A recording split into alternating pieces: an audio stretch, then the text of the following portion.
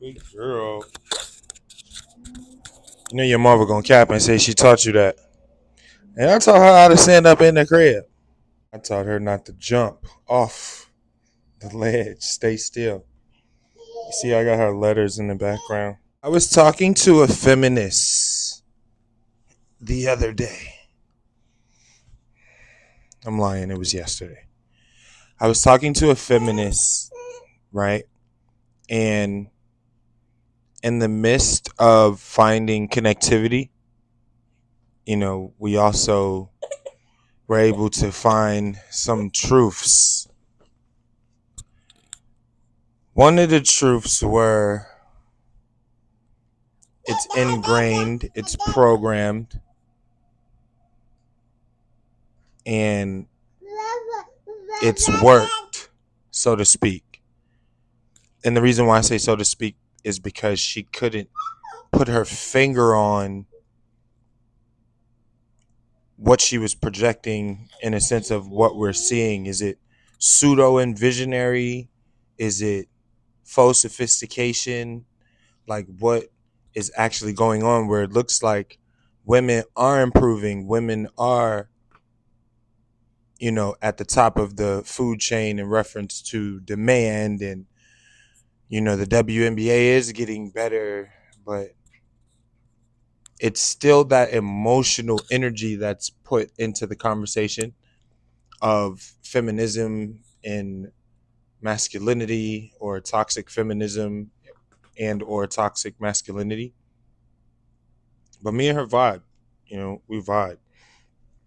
It was during a break or whatnot, and I won't go into details, but it was just interesting to be able to sit down and talk to a hardcore feminist.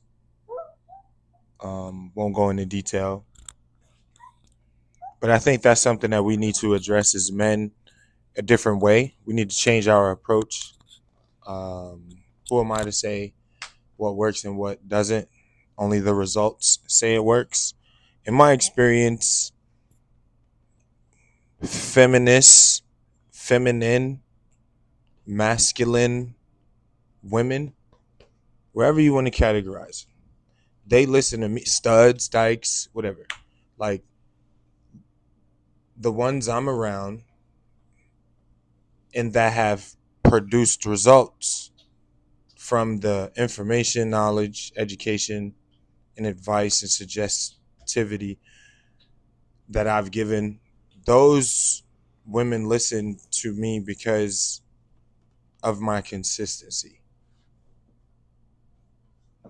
There's no other reason why they listen to me. They don't have to. Women don't have to listen to men. They don't have to submit to men. And that's a talking point that triggers them, is because we present it in a very entitled manner. I'm going extemporaneous. I'm trying to connect a new original thought with the conversation I had yesterday. So just bear with me. But men, we need to be more savvy. Say savvy. Hi. Savvy about how we approach women. You know what I'm saying? You see how I was like, say hi. And instead of repeating it over and over again to her, I just say it one time and I turn to you and let her say it when she's ready to say it. That's a strategy that I've always thought about implementing with a daughter when the time had can't come for me to have a daughter. We all have a lot of adjustments to make, and it's interesting. It's a catch 32. You okay, mama? Yeah, that pillow is going to move, so I wouldn't grab on it. I didn't put it there for you to grab on it. I put it there so you could know your boundary. Okay? Did you burp? I wish she had a mic. You could hear some of her sounds. I'm gonna see if I can slip the mic by her. But yeah, it's very important, men, that we change our approach. Because we need women, women need us, and the type of woman that we're dealing with in this day and age is totally different than our mother. The single mother your mother was is not the single mother that your homegirl is or your sister might be. So we have to figure out how to create a softer environment that's still accountable. Don't hurt your gums, mama. That snaps back. Yeah, don't hook yourself. So just a softer approach. Just give her the warning. Don't do it for her. You see, she'll just let it go. She starts to see. She's figuring out. Oh, okay, boings. So I don't know. This is, you know, 8 month old. So it's totally different from a 38-year-old. But yeah, like in talking to the contemporary woman, like because there's this heavy chase to be successful, right? And naturally, that heavy chase to be successful makes you competition, right? And once you become competition, that becomes an even bigger burden. Having to keep up or having to set the pace. Plus, being expected to endeavor in the other things that the soft life offers. It's a lot. It's a lot to ask a woman, and then like I was getting to earlier, we're all imperfect. We're all, trying to figure it out. And men, especially, we're asked to lead, and all of us are not healed. So it's very tough to lead when you're not healed. Healed from what? Healed from what your mother didn't do. Basically, a lot of dudes will carry on and act like they don't need healing from that single mother that they was raised by, or from that passive aggressive mother that they was raised by. Even though a man was in the home, they still had to be the front runner, the face, the point person, the quarterback, because your father wasn't as much as he needed to be. There are cases like that too. I grew up with a few dudes who had that. I also grew up with a gentleman who I love dearly, was a single father of two boys, and did pretty well if you ask me. But it's very tough out here, and I think we need to understand that all of these isms that we're creating, because they're based off of emotion, because they're based off of a time period, because they're based off of a circumstance, because they're based off of a situation, because they can be brought about from a pseudo minuscule context or a pseudo important context. It's never really good to jump on the bandwagon of these isms. And I think that a lot of times, specifically with women, once they get into a particular ism and then they float through the rabbit hole of that ism, there's no turning back for them, because there's also no accountability, or they struggle with accountability. So that's a recipe for disaster, an ingredient for destruction. And we need to start trying to be more preventive for our women. We need to be more warning for our women, even if they tell us to shut up and mind our business. Hi.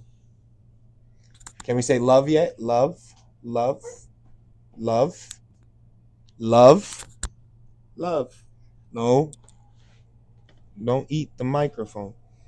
But yeah, I think starting from a place of love, we have to get better with our disclaimers. We have to get better with prefacing our statements. We have to get better with our specificity. We have to get better with our intention. Actually clearing our intentions in our heart and understanding our purpose. The type of women that don't understand your purpose, they just have to move around. But when you're trying to, explicate experience or wisdom to a woman, I think it suits you best to, yes, do it in a didactic manner, but keep conscious of your tone.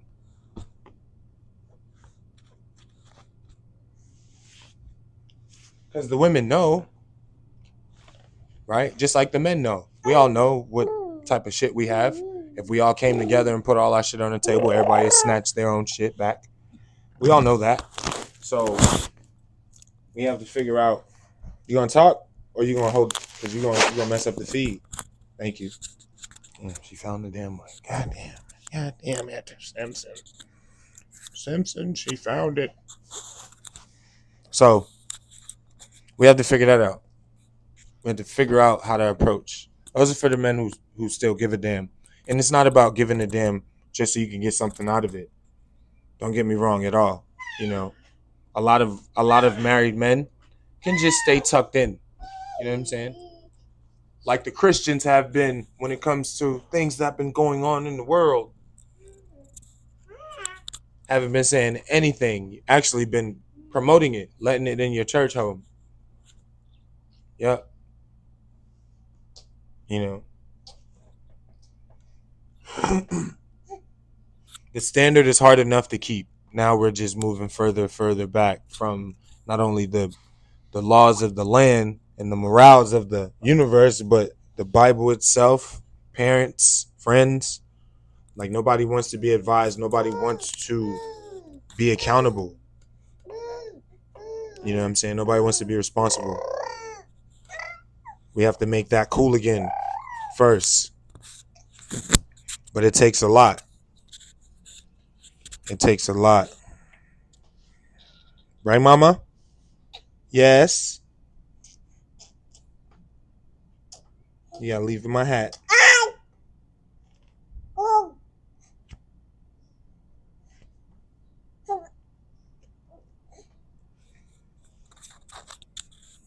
But being better listeners so that we can be better communicators. Men. Women are poor communicators. And unless you're able to like truly hone in and teach one particular woman, there's no way, we're gonna figure out that gap. A lot of times they want us to be telepathic. A lot of times they want us to read sign language. A lot of times they want us to already have the intention of their expectation ingrained in our spinal cord. So in that regard, like we're just gonna have to be better at sign language. We're gonna have to be better readers and comprehension endeavored through really observing them, studying. Is the only way we could make up the time, the gap, the intellectual gap, the poor communication gap, the fatherlessness gap. Because you have in so many ways, women are allowed choices, and then they make the most illogical decision out of the decisions that they have to make, out of the choices that they have. It's just like it'll just keep getting worse, right? Men, at some point, they'll just make one decision. They'll just get to the result. You know what I'm saying?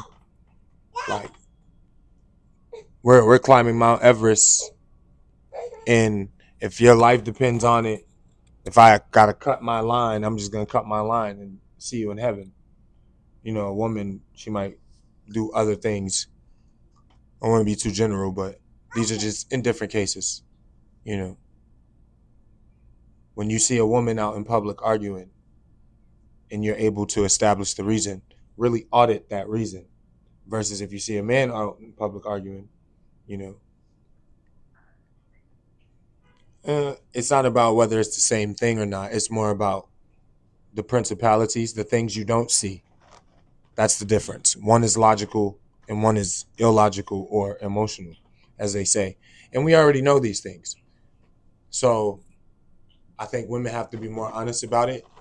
Don't deflect. Don't offer an ad hominem attack, about who hurt you, or you must be a broke nigga, or you don't like women or whatever like that. Like, we're done with all that. We're done with all that. Because, different time period, different place, different situation. that same person riz you up, you probably go home with them. So, the conversation is about improving male and female relations in particular communities that need it the most, so that we as an American people can get better. Why? Because it's about to be wartime, and America is in its most vulnerable place. So this is where I'm saying we have to now speak up. The men who speak from their gut, not their throat. The men who speak from their gut, their diaphragm, their baritone.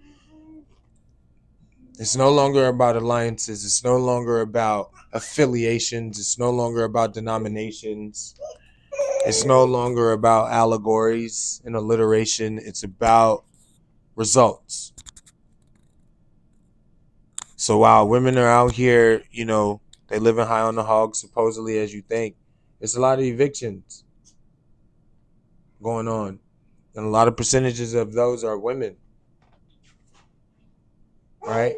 So at the same, you can't have it both ways. You can't blame men in that regard, in that specific idea that I just brought out, that women are getting evicted at a higher rate than men.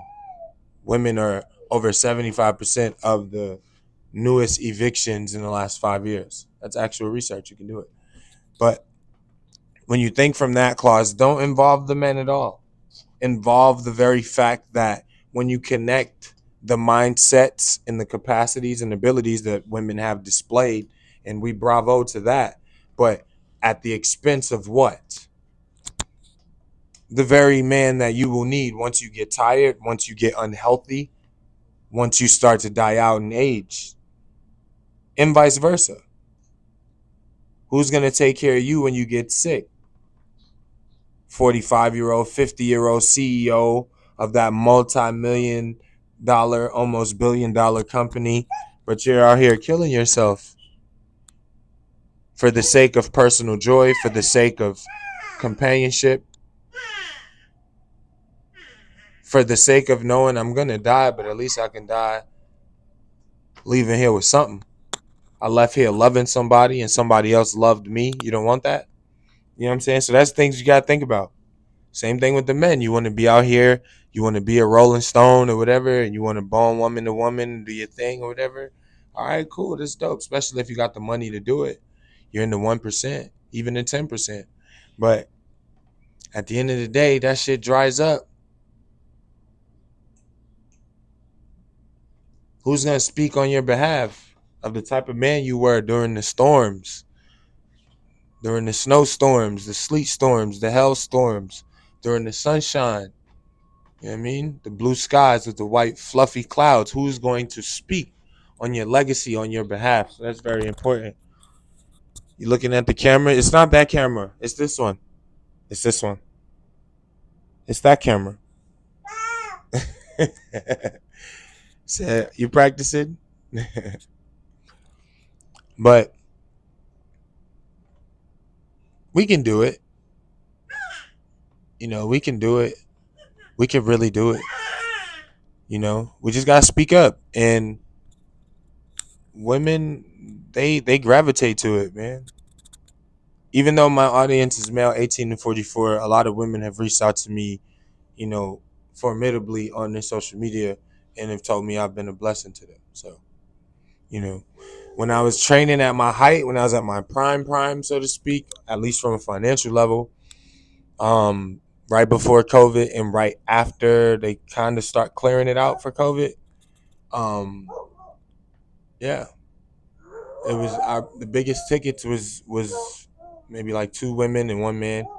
So it's there. We can do it. Like, women want to listen. It's just now, again, like, here's the thing about humans I've noticed. Like, when it's a new thing, we're susceptible to so much vulnerability and so much viralness and so much hornism and so much hormonal reactivity to these things. Like, it's no telling what can happen when you involve yourself with like a new person, a new environment, a new chapter.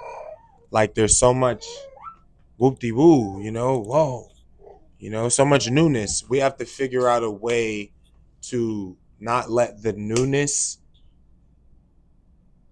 become mundane. We have to learn how to mentally focus our brains to keep things a novelty.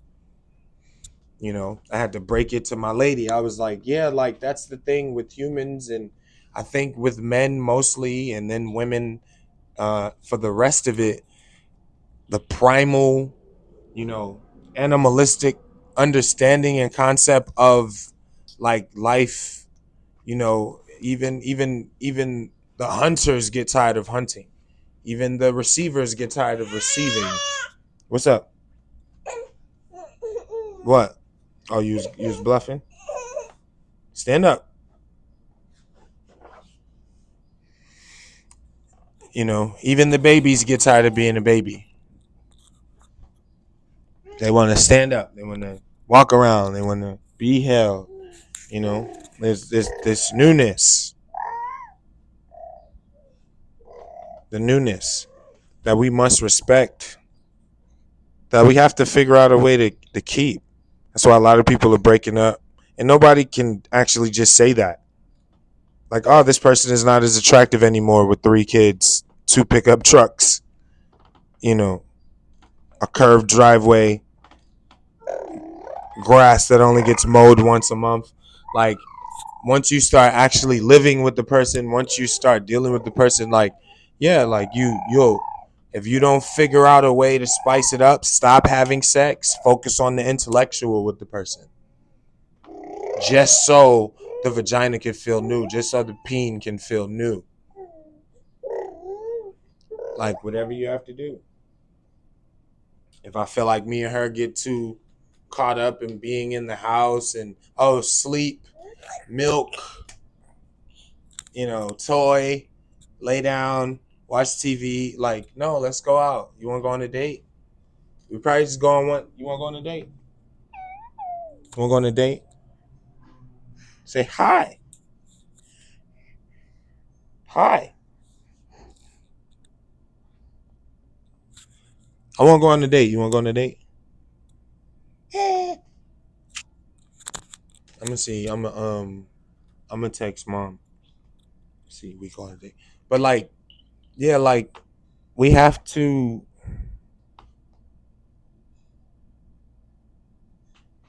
figure out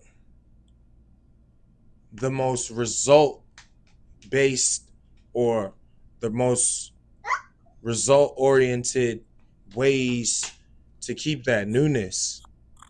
Like our attention deficit, that ADD, that crack baby, that drug baby or alcohol baby, like that old girl got. Like, these things haven't been really talked about. And a lot of these people are your coworkers, your bosses, your employees.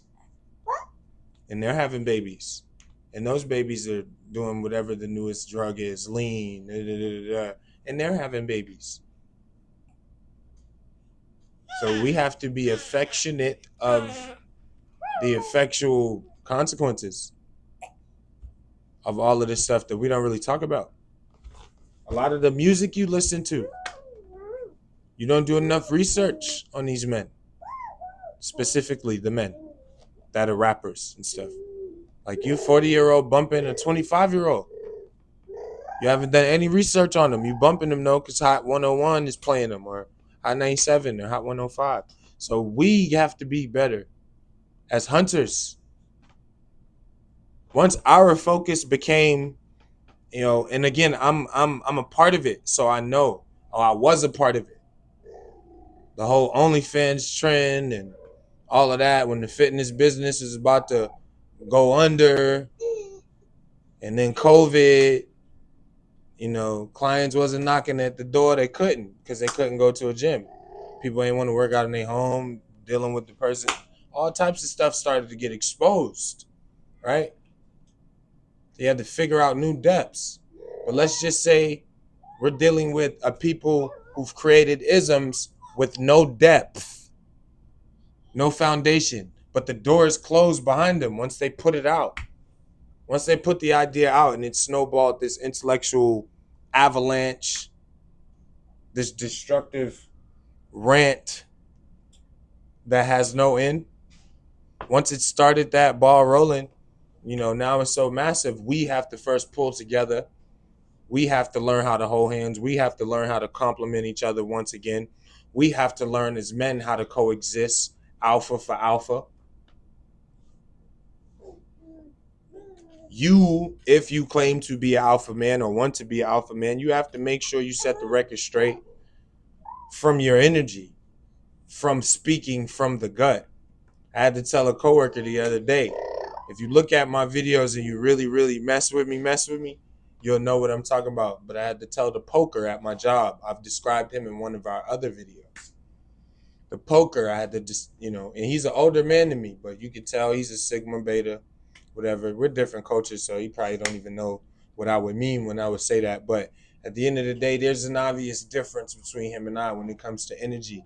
And he tried one of these things. I don't know if you guys know nonverbal communication. You all right? Nonverbal communication in body and behavioral signs. But read those books like 48 Laws of Power, stuff like that. When a guy puts his hand on your shoulder, like look at the presidents and former presidents and how they shake hands. Big business and CEOs and stuff like that. The billionaires, how they shake hands with millionaires. Millionaires, how they shake hands with thousandaires. Thousandaires, how they shake hands with hundredaires. Hundredaires, how they shake hands with, 50 them. 50 them, how they shake hands with them 20 them. 20 them, how they shake hands with the 10. 10 them, how you shake hands with the 5 them. Then you understand from a youth, these things meant something. So when a guy shake your hand and he try to put his arm on your shoulder, the hombro. No, no, no, no, no importa. That's a power shift, or him trying to create a power shift, almost try to sun you. I think Tom Espinal and John Jones, if you're a UFC and MMA fan, they have met up face to face just casually, just to chop it up and talk. And Tom, while trying to ask John Jones for a fight, the top dog, the lion on the hunt, trying to ask the king of the jungle for a fight opportunity, he tried to put his hand on John Jones' shoulder. John Jones casually took his hand and moved it down. He casually took his hand, moved it down. What's that? So that means something. Body language, how you sound, the energy you bring, the effort you bring, that means something. And I think men, we have to get back to that first. A lot of times we're not outperforming the women. We're doing a lot of things like we're joining them. Have you seen Lil Uzi Vert's, newest photo shoot? The newest photos he took. They had a young lady do that same photo shoot like two years back or whatever. They just took the same clothes and put it on a rapper. Probably, arguably, financially, probably a top 5 rapper in the game. That's how they do you. That's how they do us. They paying men to be quiet. They paying men not to be men so that they can continue to take our women, right? Without any fight back or get back. I don't know if you noticed that. I really don't know if you noticed that. Here, you can have your own.